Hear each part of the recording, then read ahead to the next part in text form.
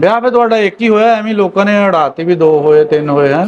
ਹਾਂਜੀ ਵਿਆਹ ਵੀ ਕਿਹੜਾ ਮੰਗਣੀ ਟੁੱਟੀ ਹੈ ਤੇ ਉਹ ਅੱਛਾ ਚੱਕ ਦਿੱਤਾ ਕੰਮ ਨੂੰ। ਹਲੇ ਵਿਆਹ ਹੋਇਆ ਹੀ ਨਹੀਂ ਹੈਗਾ। ਮੰਗਣੀ ਟੁੱਟੀ, ਮੇਰੀ ਸਗਾਈ ਟੁੱਟੀ। ਅੱਛਾ ਹਾਂ ਇਹ ਤਾਂ ਫਿਰ ਲੱਖੋਂ ਹੀ ਲੈ ਗਏ ਤੈਨੂੰ ਤੇ ਹੈ। ਉਹ ਰਾਣਾ ਵਾ 30 ਚੱਕ ਵਾਲਾ, ਤੇ ਉਹਨੇ ਕਿ ਮੇਰੀ ਰਿਕੁਐਸਟ ਹੈ ਕਿ ਭਰਾ ਮੇਰਿਆ ਤੇਰੀ ਜਾਨ ਛੱਡ ਦੇ ਮਿਹਰਬਾਨੀ ਮੇਰੀ ਜਾਨ ਛੱਡ ਦੇ ਮੇਰੀ। ਹਾਂ ਅੱਛਾ ਇਹਦਾ ਮਤਲਬ ਵਿਆਹ ਇੱਕ ਵੀ ਨਹੀਂ ਹੋਇਆ, ਮੰਗਣੀ ਟੁੱਟੀ ਆ। ਸਗਾਈ ਟੁੱਟੀ ਹੈ ਮੇਰੀ। ਅੱਛਾ ਉਹ ਪਛਤਾਉਂਦੀ ਤਾਂ ਹੋਣੀ ਹੁਣ ਵੀ ਮੰਗਣੀ ਟੁੱਟ ਗਈ, ਤਾਂ ਇਹ ਤਾਂ ਹੁਣ ਕੈਨੇਡਾ ਤੱਕ ਫਿਰ ਆਇਆ।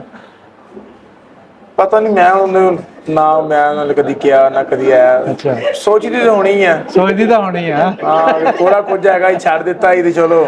ਹਾਂ ਹਾਂਜੀ ਜੋ ਵੀ।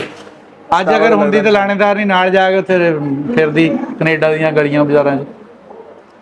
ਹੁੰਦੀ ਤੇ ਜਾਂਦੀ ਨਾ ਜਦ ਹੈ ਨਹੀਂ ਤੇ ਉਹਨੇ ਕੀ ਲੈਣ ਜਾਣਾ। ਇਹ ਛੜਾ ਬੰਦਾ ਜੀ, ਲੇਕਿਨ 3 ਵਿਆਹ ਜਿਹੜੇ ਇਹਦੇ ਨਾਲ ਮਨਸੂਬ ਹੋ ਗਏ, ਛੜੇ ਦੇ ਨਾਲ 3 ਵਿਆਹ ਜਿਹੜੇ ਮਨਸੂਬ ਕਰਤੇ ਸਾਡੀ